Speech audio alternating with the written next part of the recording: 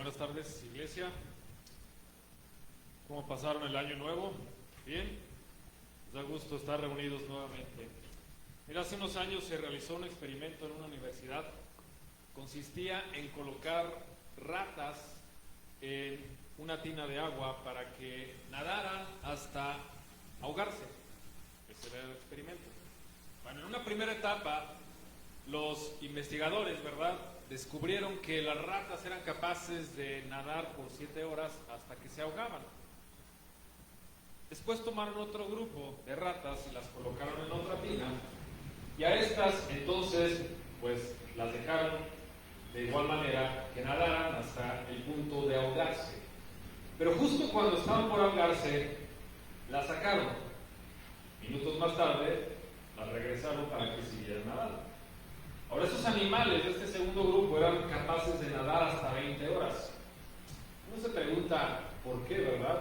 ¿Por qué las primeras 7 horas y se ahogaban y estas 20 horas? Bueno, los investigadores concluyeron que estos animales podían hacerlo por un solo factor. ¿Cuál? Esperanza. Esperanza. Estas habían sido rescatadas una vez y eso las motivaba, y fíjense, estamos hablando de animales, ¿verdad? Las motivaba a seguir con esperanza de que nuevamente las iban a rescatar. Obviamente tenían que pasar por un proceso de aprender a confiar, ¿verdad? Seguramente esos animales no tienen el discernimiento que tú y yo tenemos. Pero me pone a reflexionar. Si esto sucede con animales, ¿verdad?, de la creación de Dios, que llegan a desarrollar cierta confianza por medio de un experimento como este, ¿cómo tendría que ser entonces en aquellos que conocemos del Señor? ¿De qué manera tenemos que aprender a renovar nuestra confianza y ser fortalecidos en Él? Bueno, vamos a hablar de esto, pero antes, acompáñame por favor a hacer una oración. Padre, te damos las gracias que nos permites nuevamente estar reunidos y, Señor, profundizar en tu palabra, entenderla y, Señor, llevarla a cabo. No solamente queremos ser oidores, sino hacedores, Padre. Señor, que este mensaje que tienes para nosotros pueda aplicar a nuestras vidas. Te lo pedimos en Cristo Jesús, Señor nuestro. Amén. Muy bien, mantén tu Biblia abierta, por favor, capítulo 40 de el libro de Isaías. De hecho, mira, ve dos capítulos atrás, capítulo 38. En este capítulo está hablando acerca de un rey, ¿verdad? Ahora, los primeros 38 capítulos de este libro, puedes tú notar que hay una mezcla entre pasajes de confort y esperanza, pero a la vez están mezclados con otros en los que hay un tono duro de advertencia y juicio en contra del pueblo del Señor. Así que comenzamos en el capítulo 39. En este capítulo, Isaías está dando una advertencia al rey. Le dice, llegará al imperio de Babilonia, va a conquistar Jerusalén y va a exiliar a todo el pueblo a otra nación. Ese rey del cual hablamos, en ese entonces, el gobernante del pueblo judío era Ezequías. No sé si antes has escuchado acerca de Ezequías, ¿verdad? Pero Ezequías estaba enfermo, se puso a llorar, le clamó al Señor, Dios permitió unos años más de vida. Pero después de esto, Ezequías toma una decisión que hasta parece torpe cuando la leemos. Decepcionado, y su vida se extendió. Entonces recibe una comitiva que viene de Babilonia. Vienen a visitarlo para felicitarlo porque recuperó su salud, pero él lo recibe con un corazón orgulloso y jactancioso.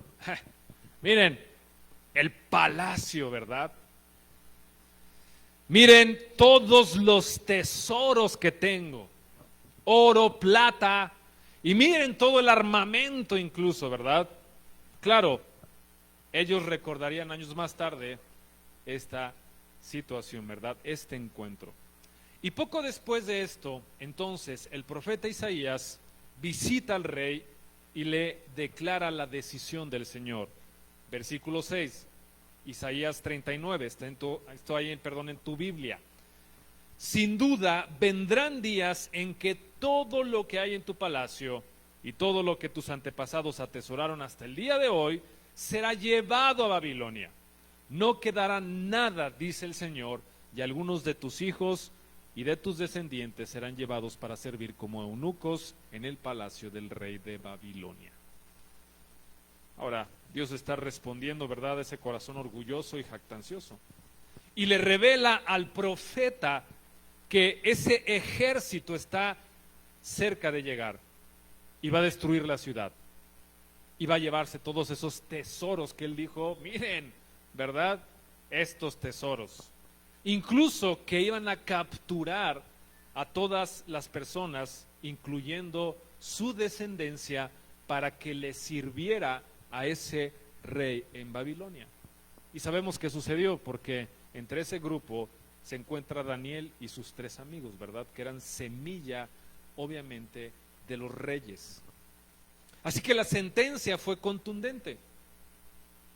Ellos, el pueblo, iba a experimentar destrucción, masacre, desesperanza, cautiverio. Y si tú te das cuenta, lees versículos adelante, el capítulo 39 pues termina con un tono amargo, ¿verdad?, frente a un panorama desolador.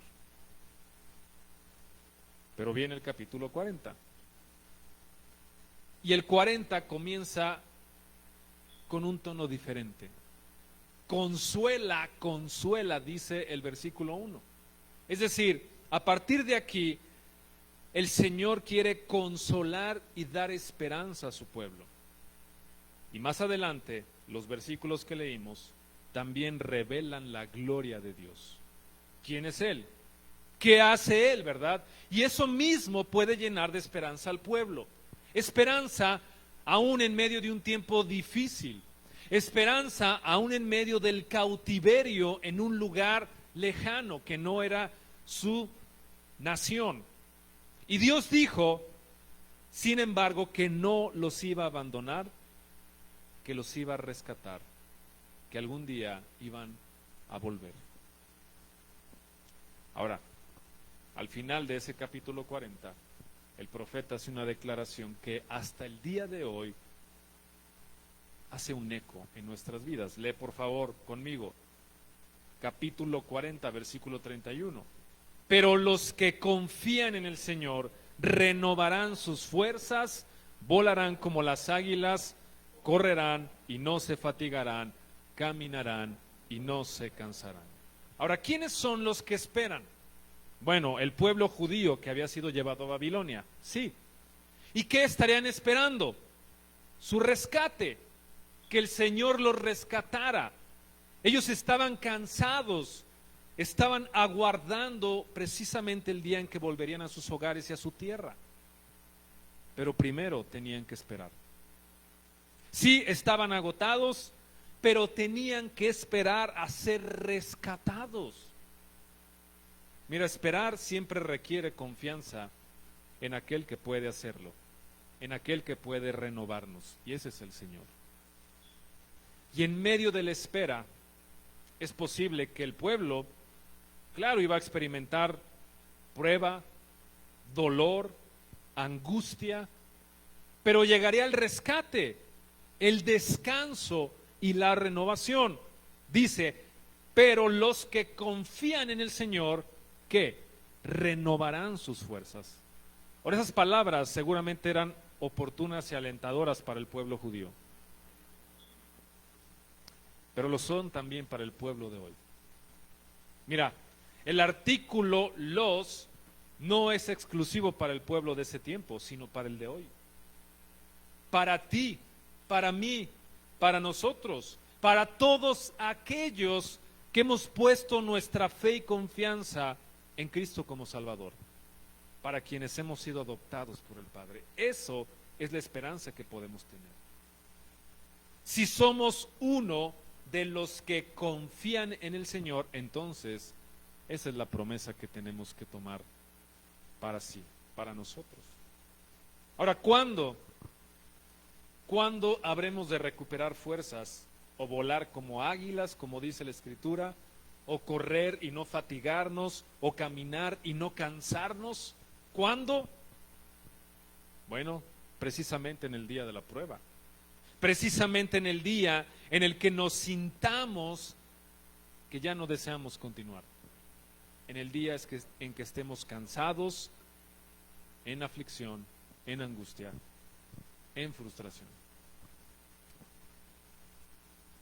Pero los que confían en el Señor. Ahora, quiero que notes cómo esta es una promesa condicional. Toma tu hoja de trabajo, por favor, porque nos damos cuenta que en la Escritura hay muchas promesas condicionales. Por ejemplo, Primera de Juan 1:9, está en tu hoja de trabajo.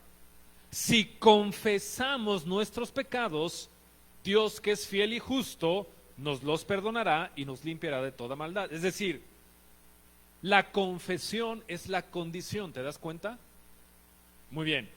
Salmo 91:1, continúa con tu vista. El que habita al abrigo del Altísimo se acoge a la sombra del Todopoderoso.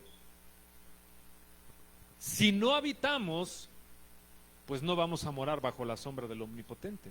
Esa es la condición, ¿cierto? Ahora, mi pregunta es, ¿qué sería confiar en el Señor? Ahora, no podemos confiar en Él si no sabemos quién es, ¿verdad? O tú confías en alguien que no conoces. Es decir, ¿le confiarías las llaves de tu casa a alguien? ¿Sabes qué? Cuídame la casa. No lo harías, ¿verdad? Yo creo que nadie de nosotros lo haríamos si no conocemos a la persona. Si no sabemos al menos quién es. Por cierto, la confianza en el Señor entonces requiere un lazo, requiere un vínculo. Y si no conocemos quién es ese Dios y no tenemos una relación con Él, entonces no habrá confianza. No vamos a tener fe. Si no le conocemos, no sabremos de qué es capaz de hacer. Sin embargo, teniendo confianza, es precisamente la confianza que nos afirma algunos atributos propios que son del Señor. En tu hoja de trabajo, por medio de la confianza, tú y yo podemos saber entonces que Dios está presente y sabe todo. Dios está presente y sabe todo, es decir, este es uno de sus atributos, ¿verdad? Y el salmista escribe, Salmo 139:1, Señor, tú me examinas, tú me conoces, sabes cuándo me siento y cuándo me levanto, mis trajines y descansos los conoces, todos mis caminos te son familiares, no me llega aún la palabra a la lengua cuando tú, Señor, ya la sabes toda, tu protección me envuelve por completo, me cubres con la palma de tu mano. Es decir, el Señor, ¿verdad?, nos conoce, pero no solo eso, sino está presente en nuestras vidas. Segunda cosa, número 2, segundo atributo que vemos, ¿verdad?, a través de la confianza, nos damos cuenta que Él es fiel. Él es fiel. El profeta escribe en Lamentaciones, capítulo 3, versículo 22, el gran amor del Señor nunca se acaba y su compasión jamás se agota. Cada mañana se renuevan sus bondades, muy grande es su fidelidad. ¿Te das cuenta?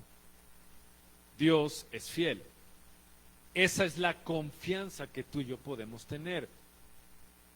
Tercera cosa, número 3, nos damos cuenta a través de la confianza en Él que Él cuida de los suyos. Él cuida de los que son suyos, ¿verdad? Pablo escribe a los Romanos, Romanos 8:31. ¿Qué diremos frente a esto? Si Dios está de nuestra parte, ¿quién puede estar en contra nuestra? El que no escatimó a su propio Hijo, sino que lo entregó por todos nosotros, ¿cómo no habrá de darnos generosamente junto con Él todas las cosas? Así que por todo esto, ¿verdad? Entonces, ¿qué es lo que tú y yo tenemos que hacer? Confiar. Por todo lo anterior, nuestro llamado es a confiar. Y este es el resultado de conocer al Señor. Proverbios 3, 5 al 6. Confía en el Señor de todo tu corazón, puedes subrayar eso, y no en tu propia inteligencia. Reconócelo en todos tus caminos y Él allanará tus sendas. Confianza. Confianza. No solamente está hablando de una simple confianza, sino de una confianza que se hace plenamente con el corazón. Ahora, hay veces que tú has necesitado dirección, guía. A veces pedimos consejo a alguien más, ¿verdad? Está bien. Y llegamos a creer a esas personas porque pensamos que tienen sabiduría, que tienen experiencia, y confiamos. Pero no confiamos en el verdadero Señor y Rey, en el único, ¿verdad?, que tiene el discernimiento de todo lo que ocurrirá en nuestras vidas. Confiar es aprender a esperar. Así como esos animales, ¿verdad?, estaban esperando que alguien los rescatara. Es aprender a esperar. Pero esperar nos pone en el dilema, porque no nos gusta esperar, ¿o sí? ¿A quién le gusta esperar? Levante su mano. No nos gusta. Nos aburre. Deseamos que nuestras cosas, las cosas de nuestra vida se resuelvan rápidamente, ¿no? Ahora. Señor, dame paciencia ahora. Y vivimos en una sociedad que vive a prisa, ¿no? Todo tiene que ser ya, ahora, ya. Por eso, ¿verdad? Tanto éxito de la comida rápida. Es ahora, ya lo quiero hoy, ahora, no tengo que ir a cocinar, ya me lo dan cocinado. Todos estamos buscando respuestas inmediatas. Y tú ves allá afuera, todo el mundo está acelerado. Pero Dios no es así. Dios no es como tú y como yo y como los demás. Mira, en la Biblia vemos personajes que esperaron en el Señor y Él les mostró su favor. Noé trabajó 100 años mientras esperaba el diluvio. Nunca había llovido, pero él aprendió a confiar en la espera. Confió en lo que el Señor le había dicho. José trabajó 20 años como esclavo en Egipto y luego fue un reo. Esperó, aprendió a confiar. Moisés esperó 40 años en el desierto hasta que Dios lo llamó para que rescatara a su pueblo.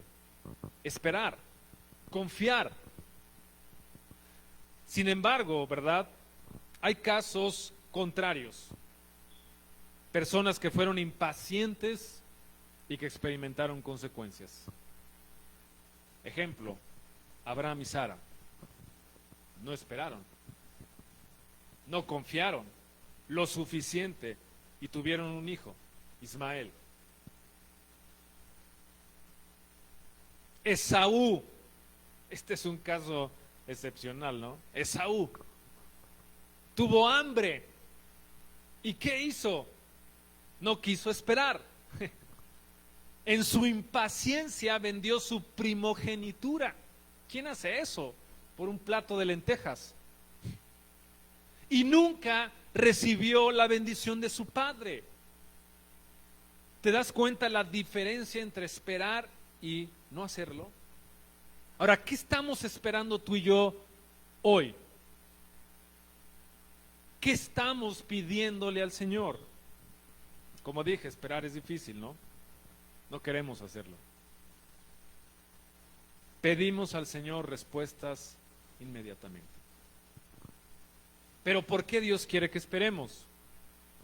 Muy bien, por 3 cosas, al menos. Primero, porque esperar revela nuestros verdaderos motivos. Revela los motivos que tenemos. Y mira, esperar saca lo mejor pero también lo peor de nosotros, ¿eh? Y si no tenemos buenos motivos, usualmente no vamos a querer invertir tiempo en esperar. Pero también esperar nos ayuda a desarrollar paciencia. Eso es otra cosa. ¿Estás pidiendo por paciencia? Tienes que esperar. Tienes que desarrollar esa paciencia. Paciencia en cosas pequeñas siempre nos van a preparar para cosas mayores. Lo dice la palabra, fiel en lo poco, fiel en lo mucho. Y Dios tiene sus tiempos y nunca está presionado por nuestros tiempos, ¿eh? Nunca. Ni siquiera le preocupa el tiempo, ¿verdad? Otra cosa es que esperar transforma nuestro carácter. Moisés pasó de ser un príncipe, ¿verdad?, del palacio real a ser un pastor de ovejas. Pero en el proceso, Dios lo preparó para ser después un libertador, para usarlo como un instrumento, ¿verdad? Y entonces pudiera liberar a su pueblo. Lo transformó. Y por último, porque nos permite disfrutar más el desafío. ¿Cuál desafío, pastor? Bueno, el que leímos, Isaías 40:31. Pero los que confían en el Señor, ese es un desafío, confiar en el Señor. Es una condicionante, porque dice que aquellos que lo hacen entonces renovarán sus fuerzas, volarán como águilas, correrán y no se fatigarán, caminarán y no se cansarán. Ese es un desafío. Ahora, ¿qué sucede cuando tú y yo confiamos y esperamos en el Señor? Precisamente lo que el autor dice. Primero, renovamos nuestras fuerzas. Renovamos fuerzas. ¿Cuáles? ¿Las tuyas, las mías? No, las del Señor. Mira, a veces Dios nos permite pasar por un tiempo o por un proceso en el cual nuestras fuerzas se acaban. ¿Te has sentido así alguna vez? Cansado, cansada, agotado, agobiado, agobiada, tal como ese experimento, ¿no? Hasta que se cansaron y ahogaron. Nos sentimos agotados, pero eso es intencional. Dios permite esos tiempos. ¿Para qué? Para que conozcamos su fuerza. Mira, el apóstol Pablo experimentó algo, yo quiero imaginar similar, ¿verdad? No sabemos si él estaba siendo perseguido o si fue el naufragio, pero él estuvo al borde de la muerte. Segunda de Corintios 1:8-10 dice: hermanos, no queremos que desconozcan las aflicciones que sufrimos en la provincia de Asia. Estábamos tan agobiados, bajo tanta presión, y ahí puedes poner tu nombre, ¿verdad? El otro día estaba tan agobiado, bajo tanta presión, claro, que había perdido la esperanza de salir con vida, incluso dice Pablo. Nos sentíamos como sentenciados a muerte, pero eso sucedió para que no confiáramos en nosotros mismos, subraya eso por favor, sino en Dios que resucita a los muertos. Él nos libró y nos librará de tal peligro de muerte. En Él tenemos puesta nuestra esperanza y Él seguirá librándonos. Circula eso. En Él tenemos puesta nuestra esperanza y seguirá haciendo. Así que Pablo aprendió a no confiar en sí mismo, sino en ¿quién? En el Señor. Y Dios le proveyó lo necesario y lo fortaleció, lo sustentó en el momento para que él pudiera ser librado. Mi pregunta es, ¿tú has pasado o estás pasando un tiempo en el que estás debilitado, debilitada en tus fuerzas?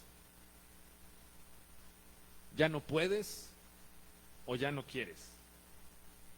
Este es el tiempo cuando tenemos que clamar a Dios, que renueve con sus fuerzas nuestras fuerzas. Si tú estás así, entonces clama al Señor. Pablo señala lo que Dios le dijo en una situación similar, 2 Corintios 12:9, conmigo. Pero él me dijo: te basta con mi gracia, pues mi poder se perfecciona en la debilidad. Por lo tanto, gustosamente haré más bien alarde de mis debilidades, para que permanezca sobre mí el poder de Cristo.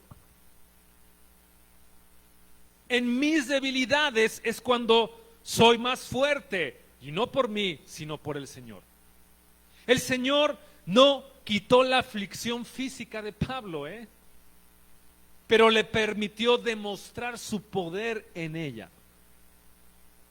Y el hecho de que el poder se muestre en gente débil como tú y yo debería de darnos valor, porque nuestras debilidades no solo nos van a ayudar a desarrollar carácter como cristianos, sino también van a profundizar en nuestra adoración al Señor.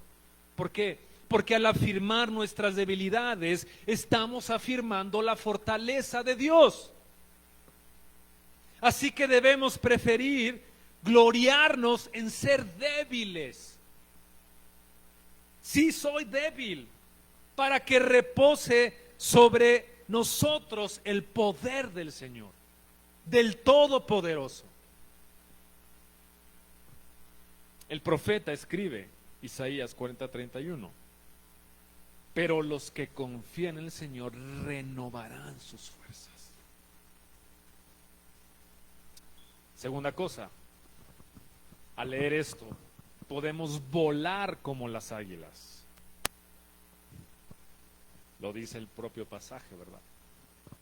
Ahora estuve investigando un poco sobre las águilas, no las del América, Si alguien tenía pendiente por eso. El águila asciende unos 3 kilómetros de altura. Y una vez que lo hace, usa muy poca energía porque aprovecha los vientos. Ellas saben entonces navegar en esas corrientes que están allá arriba. Ahora, la vista de águila, si no lo sabías, yo no lo sabía. Sabía que era mejor, pero no cuántas veces era mejor que la nuestra. Según expertos, es 8 veces mejor que la nuestra. Así que volando a una altura de 3 kilómetros, las águilas pueden ver una presa y entonces descender y tomarla. Esto aplica al creyente. ¿Cómo, pastor? ¿Tenemos que subirnos entonces a la azotea de la casa? No. Esto aplica porque podemos elevarnos. No físicamente, pero sí espiritualmente. Y Dios es quien nos eleva. Mira lo que el Señor dice al respecto de su plan y propósito. Isaías 55, versículo 8. Porque mis pensamientos no son los de ustedes, ni sus caminos son los míos, afirma el Señor. Mis caminos y mis pensamientos son más altos que los de ustedes, más altos que los cielos sobre la tierra. Así que cuando podemos tener la perspectiva que Dios tiene de nuestras vidas y de este mundo, claro, ¿verdad? Que eso nos eleva. Cuando Isaías dice que podemos levantar alas como águilas, eso quiere decir que el Señor nos permite a nosotros como creyentes ver cosas que otros no ven. ¿Cómo qué, pastor? Como ver que esta vida, claro, está mal, pero este mundo me refiero, pero nosotros comenzamos a ver este mundo de manera diferente, como Dios lo ve. ¿Qué es lo que el creyente puede ver que otros no ven? Bueno, con mayor claridad puede discernir que el mundo es un caos, ¿no? Como el otro día Culiacán, era un caos, ¿no?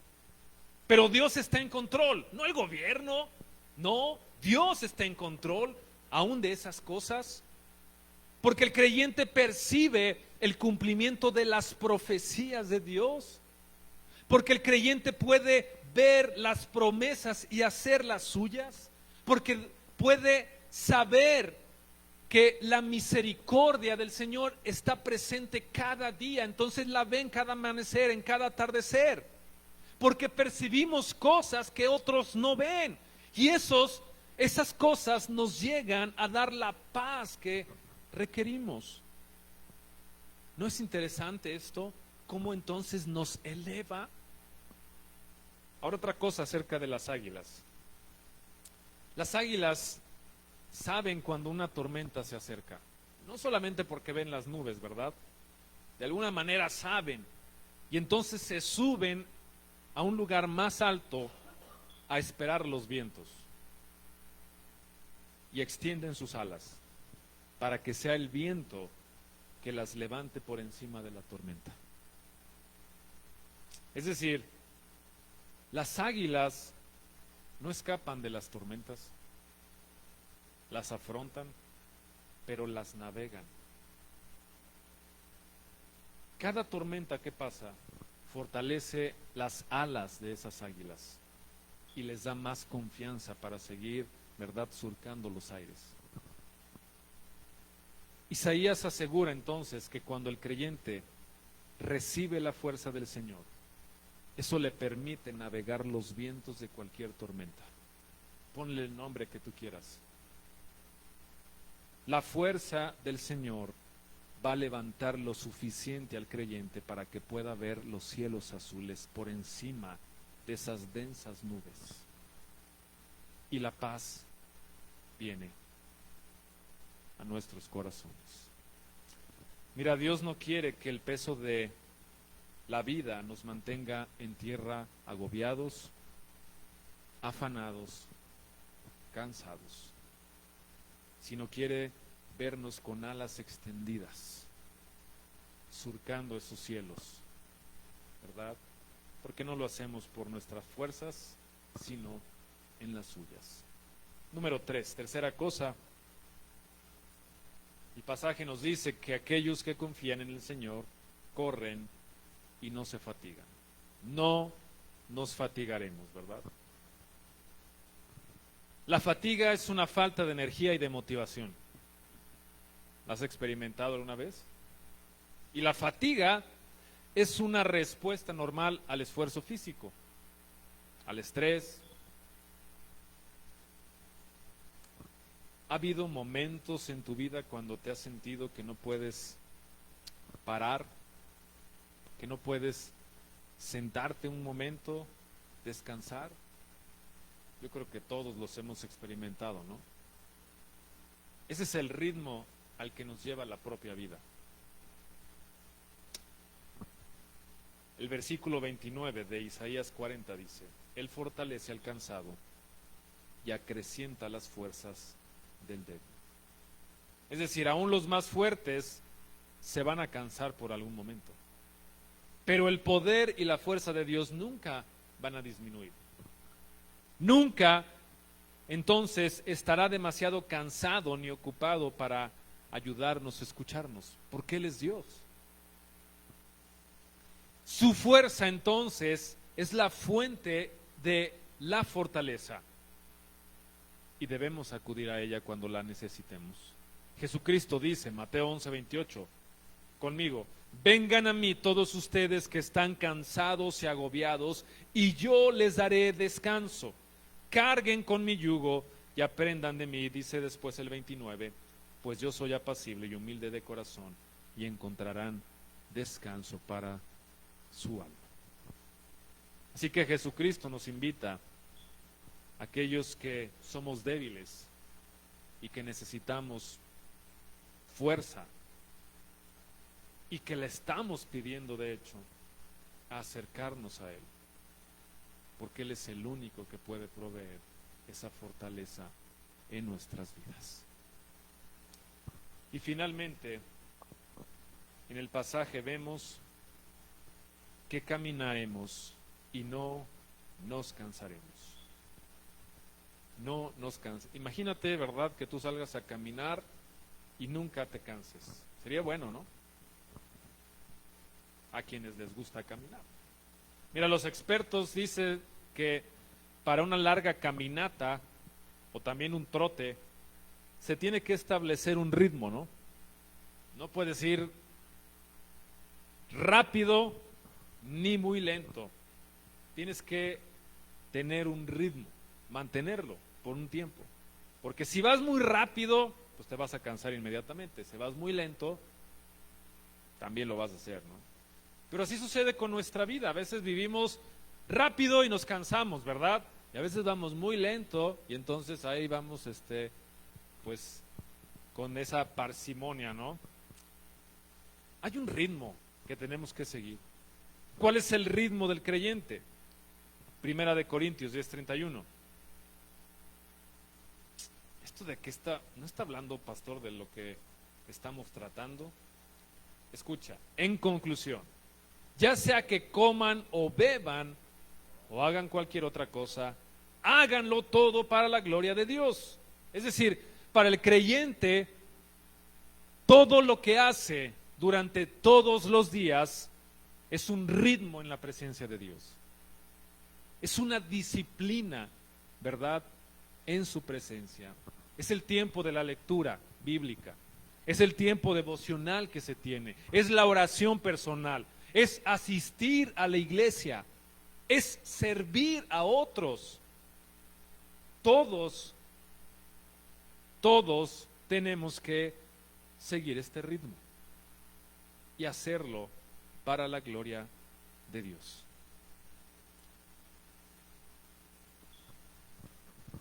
Mira, todos vamos a experimentar cansancio en algún momento. Yo no sé si hoy tú estás cansado o cansada. Hay muchas cosas por hacer. Muchos planes, ¿verdad?, que vienen en este año, en nuestras vidas. Todos vamos a experimentar cansancio físico, emocional o espiritual. Pero Isaías nos recuerda que aunque nos fatiguemos, el Señor, ese Dios eterno, ese creador de toda la tierra, no desfallece ni se fatiga con cansancio. Con cuánta facilidad tú y yo nos olvidamos que en toda situación Él da esfuerzo al cansado. ¿Con cuánta facilidad olvidamos esto? ¿Con cuánta facilidad no traemos a nuestra mente que Él multiplica las fuerzas al que no tiene ningunas? Mi pregunta para ti es, ¿cómo te sientes hoy? Estamos iniciando el año, ¿eh? ¿Cómo te sientes hoy? Si la fatiga te ha llevado a olvidar la presencia y el poder de tu Señor, haz una pausa. Reconócelo por quién es Él. Y luego recuerda su promesa: los que esperan al Señor tendrán nuevas fuerzas. ¿Cuándo? Aquí y ahora.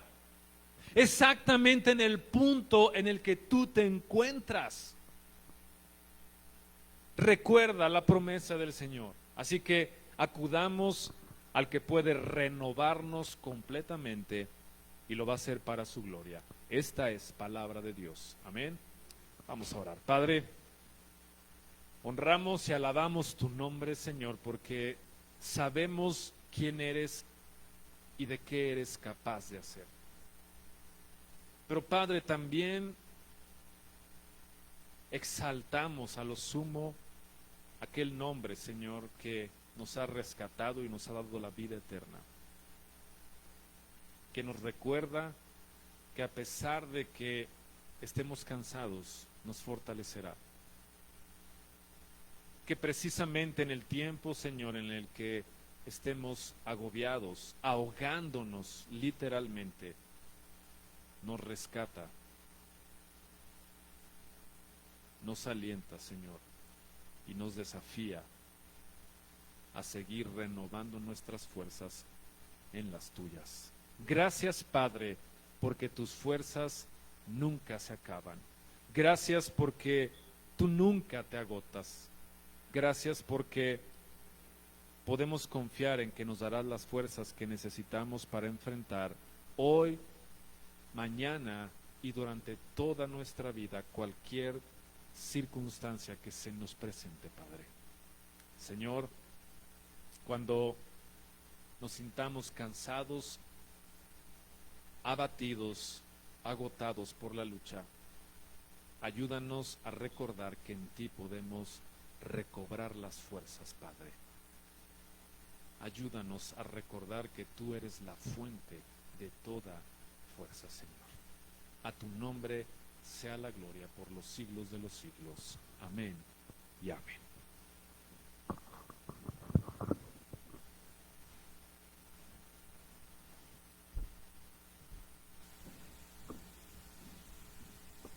Damos gracias.